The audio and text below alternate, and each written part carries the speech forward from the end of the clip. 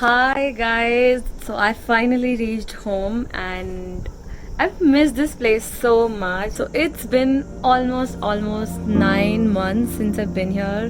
यहाँ की खूबसूरती का कोई मुकाबला नहीं है. ये घर कुछ अलग ही है.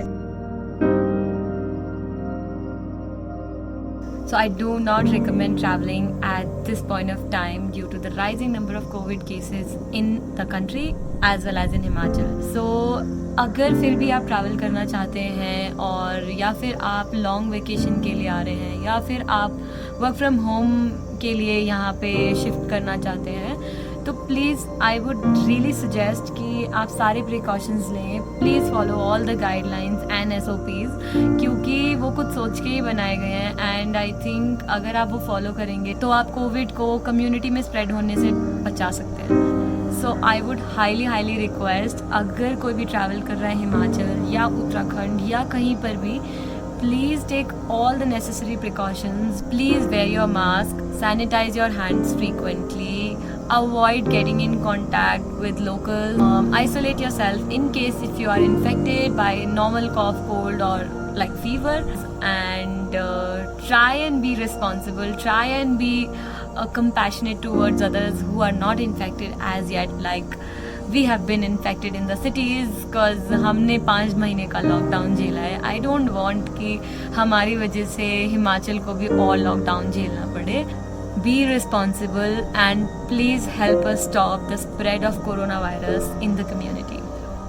आज से 3 दिन पीछे जाते हैं और मैं बताऊंगी कि मैंने क्या क्या कैसे कैसे किया हिमाचल में ट्रैवल कर. सो आज से 4 दिन पहले मैंने कोविड टेस्ट कराया था एक ICMR अप्रूव प्राइवेट लैब में. तो मुझे मनाली जाने के लिए कोविड टेस्ट कराना पड़ रहा है और मैंने इसके लिए करीब 1 हफ़्ता वेट किया. आई एम क्वाइट स्कैर्ड क्योंकि मैं बाहर भी काम से जा ही रही थी. अभी मुझे ऐसा लग रहा है कि टेस्ट के बाद पता चलेगा क्या होगा. So we'll have to wait for like 24 hours. So let's see how it goes. तो मैंने टेस्ट करा लिया है, मैं घर आ गई हूँ. मैंने सारे प्रिकॉशंस लिए थे, like I was wearing mask, gloves and I was sanitising throughout. मैं अगर कहीं पर भी टच कर रही थी तो आई थिंक थोड़ा प्रिकॉशंस कम ले रहे हैं लोग, the ones who are getting tested and the ones who are testing also. I think वो कम प्रिकॉशंस ले रहे हैं. अदरवाइज आई थिंक टेस्ट थोड़ा सा मुश्किल है. लाइक आई वॉजंट एक्सपेक्टिंग कि इतना दर्द होगा. I have been tested negative and I'm so excited. I'm gonna leave for Manali tomorrow. पहले मैं अकेले आने वाली थी बट फिर मेरे एक दोस्त ने आने के लिए बोला तो उसने भी टेस्ट कराया और लगभग 8 घंटे में टेस्ट का रिपोर्ट आ गया था. फिर दोनों की रिपोर्ट आते ही मैंने E-पास के लिए अप्लाई किया और आई थिंक 24 आवर्स के अंदर मेरा E-पास भी आ गया था. So according to the rules अगर 24 आवर्स में आपके पास रिस्पांस नहीं आता है कि E-पास आपका अप्रूव हुआ है कि नहीं तो वो ऑटोमेटिकली अप्रूव हो जाता है बाय द सिस्टम.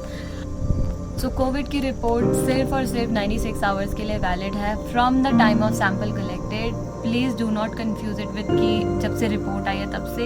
ये रिपोर्ट 96 आवर्स बजौरा तक वैलिड है. अगर आपके एक्सीड होते हैं 96 आवर्स तो आपको बजौरा चेक पोस्ट से नहीं आगे आने दिया जाएगा और बजौरा चेक पोस्ट पे बहुत स्ट्रिक्ट चेकिंग है. अगर किसी का परमिट नहीं आता है 24 आवर्स के अंदर तो प्लीज़ इस नंबर पे कॉल करके देखिए और पता करिए कि क्या प्रॉब्लम है. And I would highly suggest कि आपका E-पास आ जाए आप तभी निकलिए क्योंकि बजौरा पे बहुत स्ट्रिक्ट चेकिंग है और कोई अंदर नहीं आने दिया जाता है unless they have covid report as well as the E pass. तो हम दिल्ली से निकले 11 बजे और मैं काफ़ी डरी हुई थी कि पता नहीं कैसा रास्ता होगा, प्लस पता नहीं बॉर्डर्स पे कितनी प्रॉब्लम होगी क्योंकि लाइक बहुत लोगों से सुनने में आया कि लोगों को बॉर्डर पे बहुत दिक्कत हुई. सो ग्लैडली एंड लकीली हमें कोई प्रॉब्लम नहीं आई बॉर्डर्स पे. एज वेल एज जब हमने हिमाचल बॉर्डर एंटर किया तो जो E-पास और कोविड टेस्ट दिखाने का प्रोसेस था वो बहुत ही स्मूथ था. सो 12 घंटे हुए हैं एंड इसमें 2 बार चेकिंग हुई है हमारी पेपर्स की.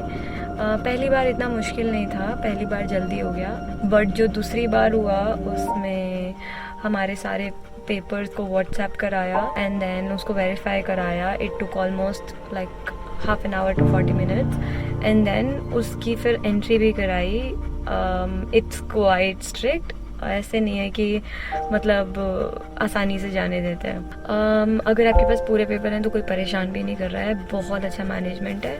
तो अब ट्रैवल करने का प्रोसेस काफ़ी इजी हो गया है, जस्ट दैट कि आपको बहुत ज़्यादा अलर्ट और रिस्पॉन्सिबल होना पड़ेगा।